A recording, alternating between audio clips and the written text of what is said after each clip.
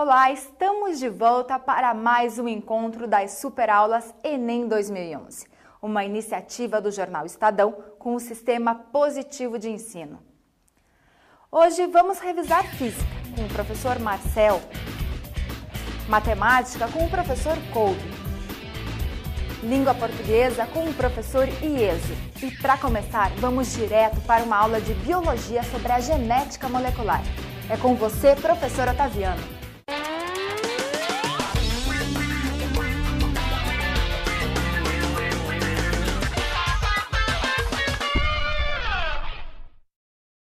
Vamos falar da parte de genética. Esta ciência biológica, que é uma grande maravilha do século XXI especialmente, ela vai ser vista aí para vocês de uma forma bastante objetiva e clara em apenas 5 questões para que você possa relembrar tudo isso. A genética molecular estuda a composição química do material genético dos seres vivos. Esse material é constituído normalmente por DNA. O DNA é formado por longos filamentos duplos resultantes da união de estruturas químicas chamadas nucleotídeos, que se encaixam lado a lado por pontes de hidrogênio. Vamos observar então, nesta figura aparece exatamente a estrutura dupla do DNA, as pontes de hidrogênio e uma palavra importante aí, que é a palavra gene. Um segmento de DNA é capaz de orientar a fabricação de uma proteína, e esse pedaço é denominado de gene. Cópias de genes, obtidas nas células por transcrição genética, originam diversos tipos de RNA, mensageiros, ribossômicos e os transportadores. Com base nisso, vamos analisar um primeiro exercício. Um gene de um vírus é ligado ao plasmídio, DNA de uma bactéria em formato circular, formando um DNA recombinante que será replicado no interior da bactéria e, posteriormente, inoculado em uma célula humana.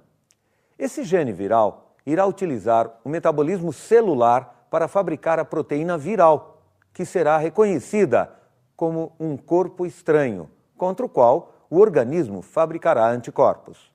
Assim, quando um vírus completo invadir o corpo dessa pessoa, os anticorpos reconhecerão aquela proteína viral e irão atuar contra o vírus como um todo.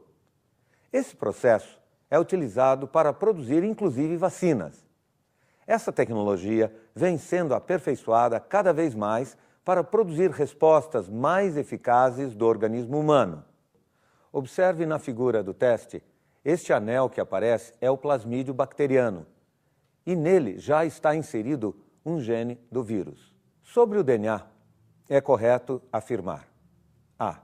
Somente o DNA humano é constituído por uma fita dupla de nucleotídeos. Observe aí que todas as células apresentam o DNA com fita dupla, portanto, essa frase é incorreta. B.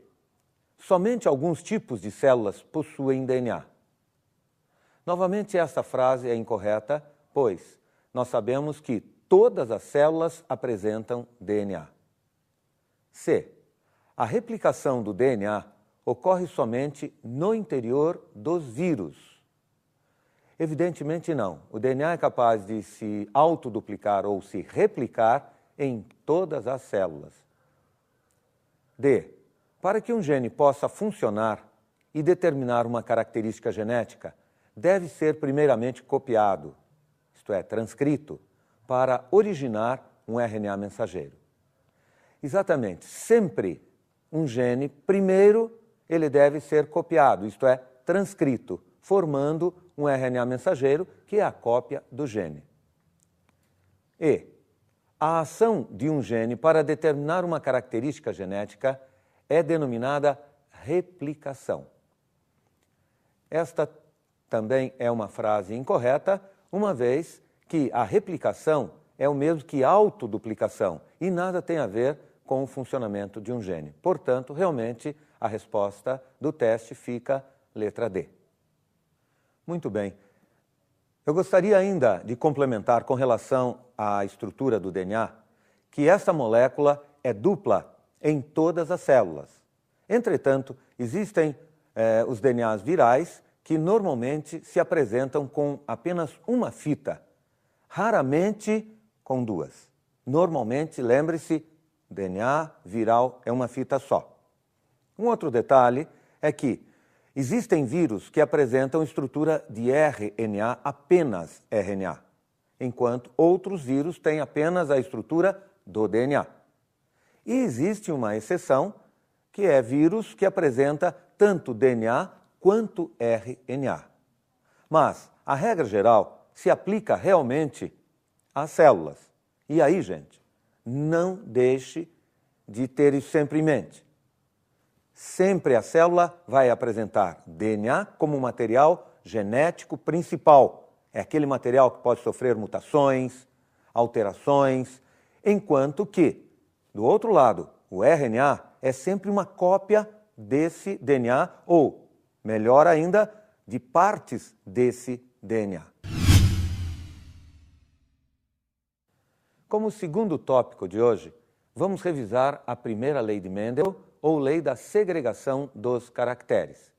Podem observar na figura um retrato de Gregor Mendel, monge que realizou seus estudos na área biológica com o cruzamento das ervilhas. A primeira lei de Mendel